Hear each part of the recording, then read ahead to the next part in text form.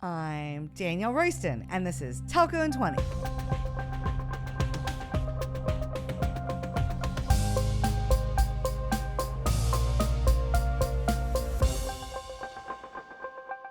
Remember that time we took over Ericsson space at MWC 21? I'm sure Ericsson is sick of hearing me talk about it. Newsflash, I'm never going to stop talking about it. We took over 65,000 square feet in Hall 2 and renamed it Cloud City. We had demos, speakers, live coverage, clouded cocktails, and even a super awesome invite-only private Bon Jovi concert. It was epic. I was transported back to Cloud City when I saw Nokia's exhibit at this year's MWC. It was pretty stunning.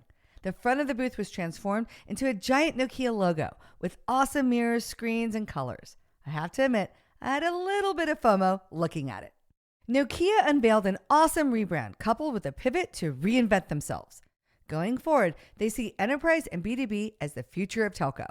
A lot of people I talk to are thinking this way too, so maybe they're onto something. Today's guest on the podcast is Azfar Aslam, Nokia's CTO for Europe.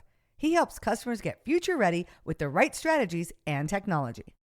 We're going to talk about the company's shift towards enterprise use cases, how they're tackling refactoring legacy products to be cloud native, and one of my favorite topics, just how much of network workloads can move to the public cloud. So let's take 20. Azfar Aslam is Vice President and Chief Technology Officer for Europe at Nokia. Hi, Azfar. Welcome to Telco in 20. Hi, Danielle. Great to be here. I'm so psyched to have Nokia on the podcast. Big name, and really excited to learn more about what you guys are doing. Obviously, not only with the public cloud, but just in general as you make your pivots. Yeah. Like I saw it at MWC, you guys unveiled a really great new brand. We'll talk about that in a second. But I always like to start and ask people, how did you get into telco? Well, that's a great story of serendipity. I think right place, right time. When I graduated, I was trying to become a physicist, and I was really in that decision-making process of, do I focus on the little particles or the big cosmos? Yeah. And one day, my lab partner said he's going to do a master's in telecom. I said, well, why do you want to go and fix people's phones at home? And he then explained, no, this is a transformational industry. Mobiles just come, satellites happening, fiber is coming. I spoke to his university. They took me on. Yeah. And I never looked back. That's awesome. Then I joined the giants like Fujitsu, Lucent, continued the journey through Lucent and Nokia. So exciting place to be. Absolutely the right decision. Yeah. Now you're at Nokia as the Chief Technology Officer for Europe. And so what are you responsible for? My primary role is to help our customers evolve. For example, this decade, we have a vision called Vision 2030. Yeah. What big trends do we need to take care of? What are the disruptions that our customers will face? And then kind of figure out what the technology and business strategy ought to be for us and our customers. And so I work with our customers to make sure that they are investing in the right areas, driving the maximum return on investment.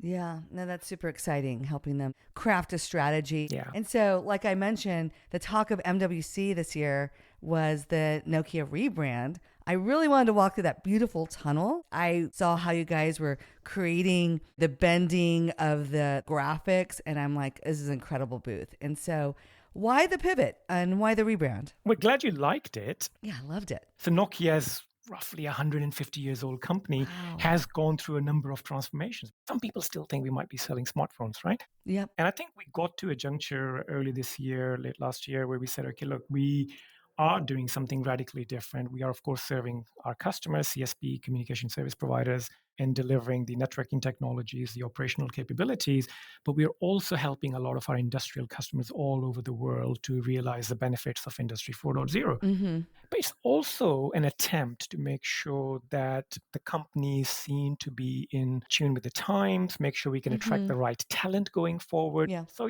it's an attempt to change how the world sees us. And so it sounds like you guys are pivoting to focus more on enterprises and B2B use cases. I think a lot of people agree that maybe for 5G, that's really where the expansion can be seen. I think of Nokia, like you said, a little bit maybe rooted in the past, more of a hardware company.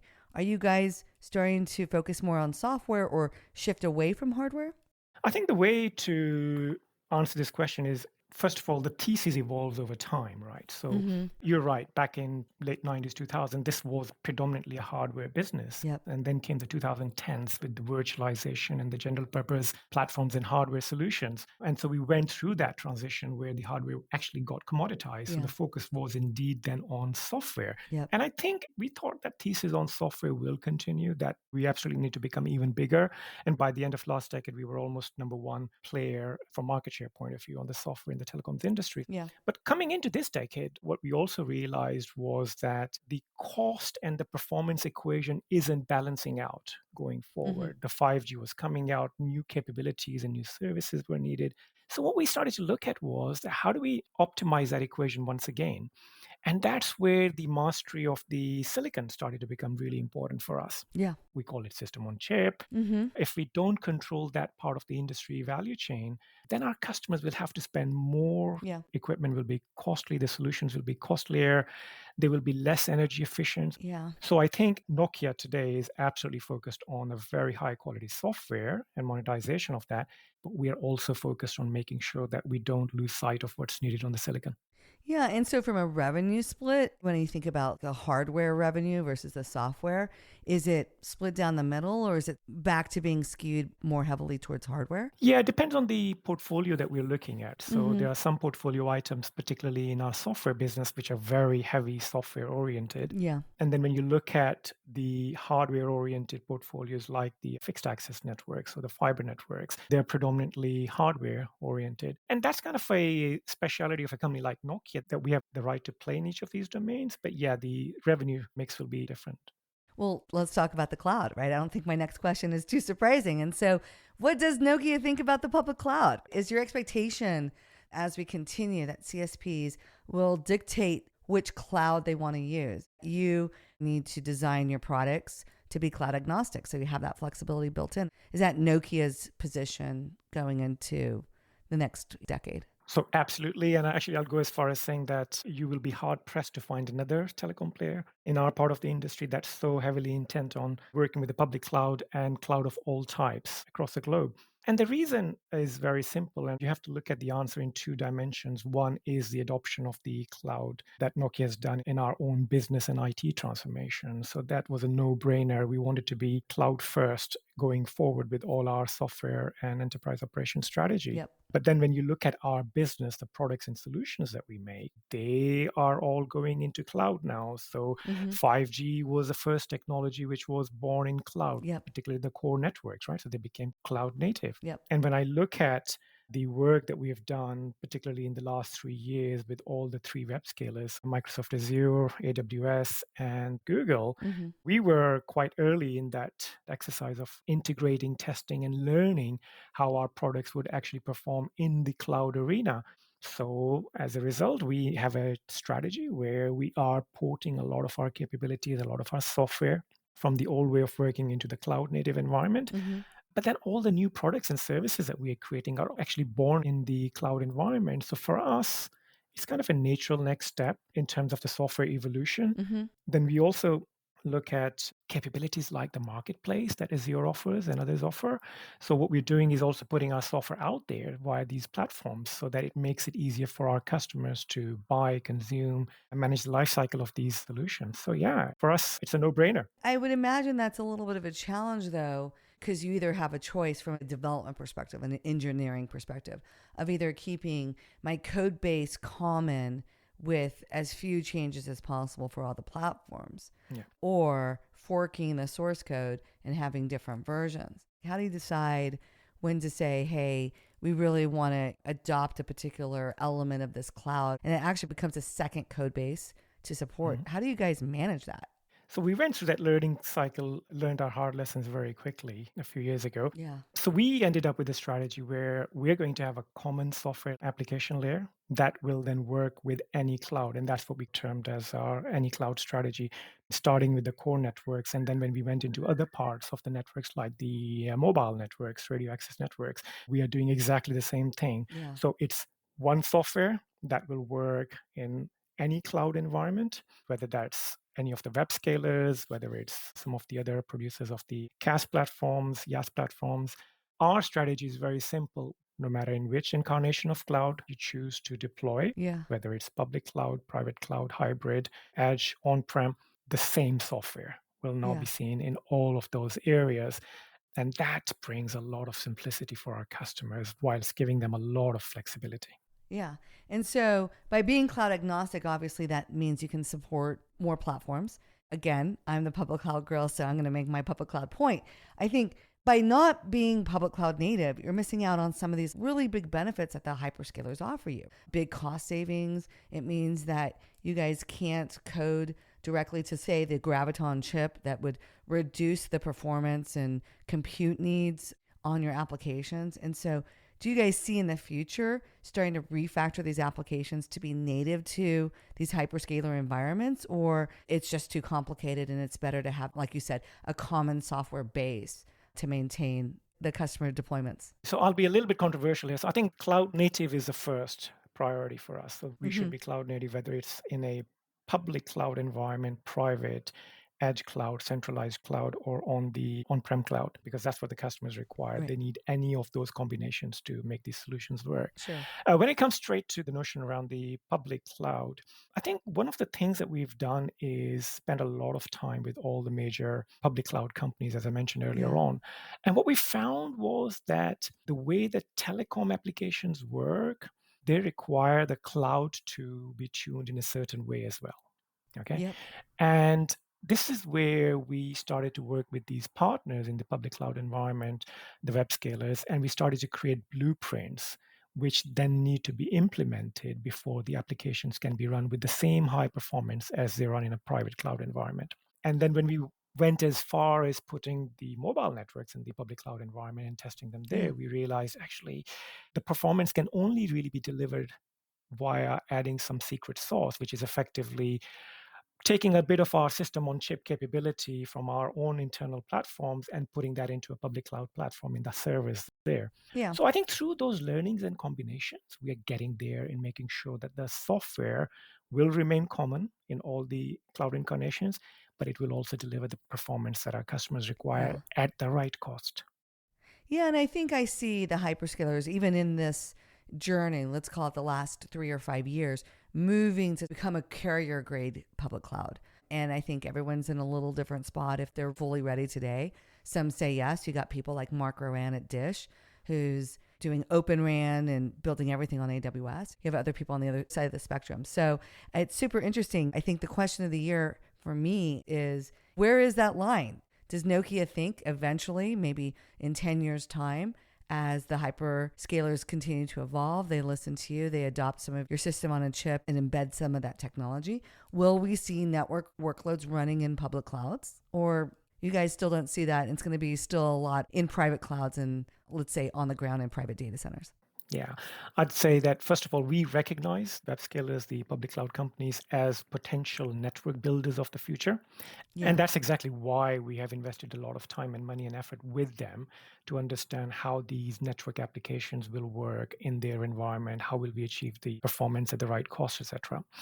When it comes down to drawing a line on what we will move into those public cloud environments, you have the same usual suspects that everybody talks about. You have the national regulations in certain countries where the customer data and privacy becomes a stumbling block. Yeah. Well, actually, there's a way around it. So we put the public cloud in an on-prem incarnation for those customers, and we try to work with that capability. So you get the best of the automation toolkit, for example, from the public cloud providers, but the data and the servers are in the CSP's own premises. Yeah. We have other limitations around security. Now, the telcos are effectively running the social and economic fabric all over the world.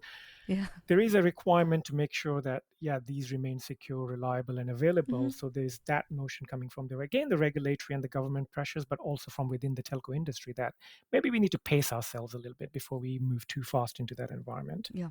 And finally, and this is more recent really, where we are starting to see the cost trade offs playing a big role in the decision making. There's a lot of applications that we can already move into the public cloud, and we're doing that. And you mentioned the Dish example there.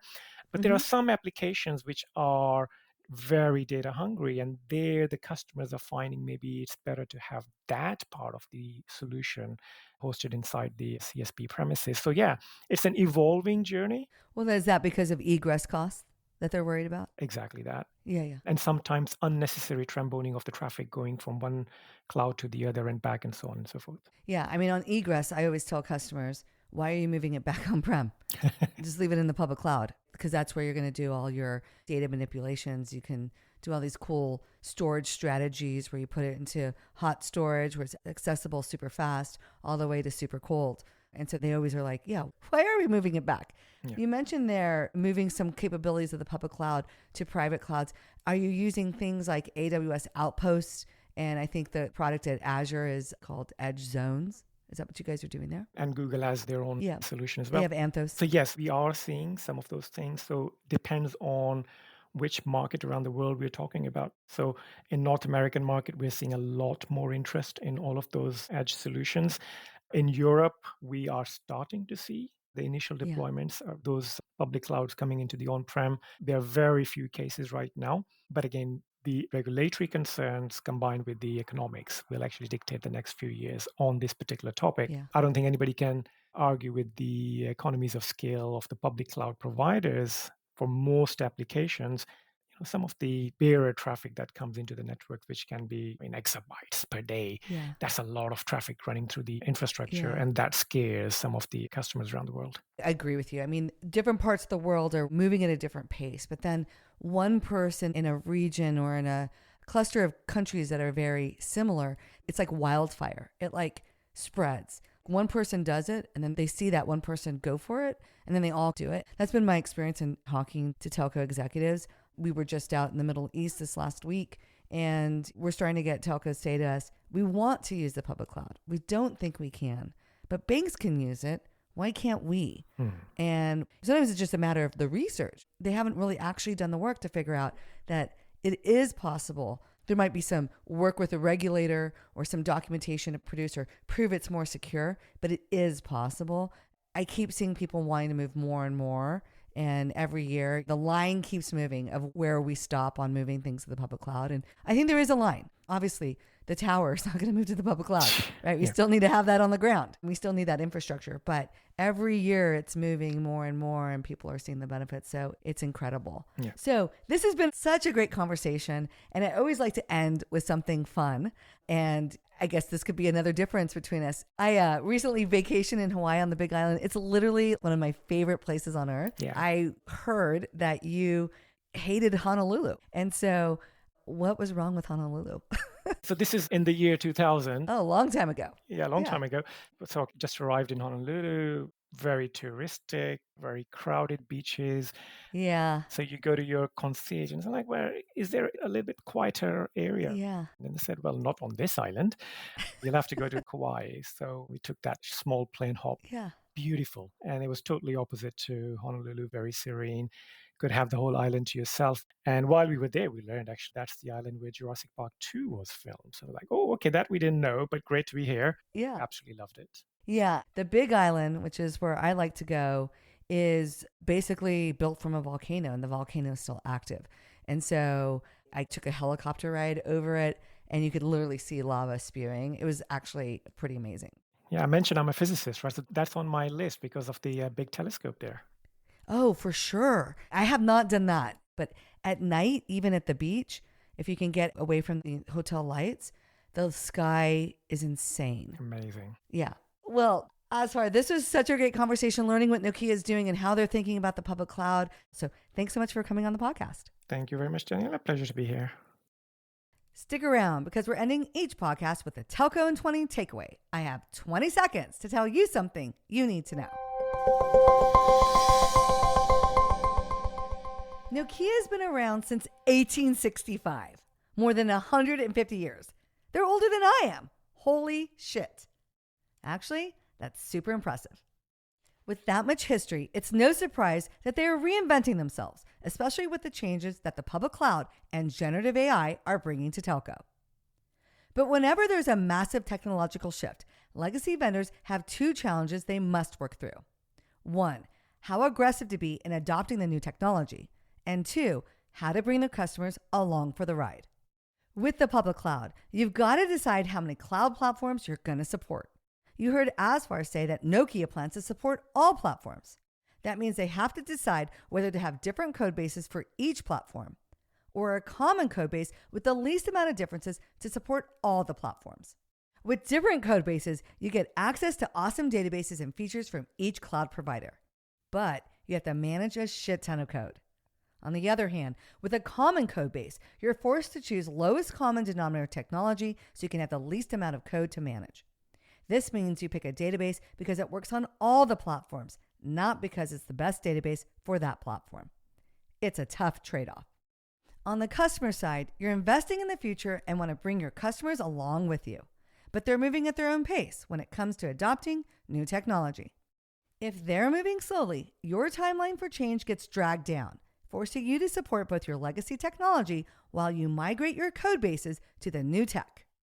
The bottom line is, whichever approach you take, you need to have a lot of time and a lot of money to migrate a legacy code base and your customers to the new world. To learn more about moving to the public cloud and refactoring code bases, listen to my conversation with Forrest Brazil way back in episode 3, which feels like 150 years ago, and episode 47, Half Measures, with Sean Whalen from CSG. And while you're at it, don't forget to hit that follow button, share our podcast with your colleagues, and leave us a 5-star review. Shoot me a DM on LinkedIn or X at TelcoDR. Sign up for my awesome email newsletter and check out our YouTube channel. It totally kicks butt. And finally, I'll be in Valencia, Spain on October 23rd through the 25th, delivering the keynote speech at MVNO Nation Live. You don't want to miss it. Later, nerds!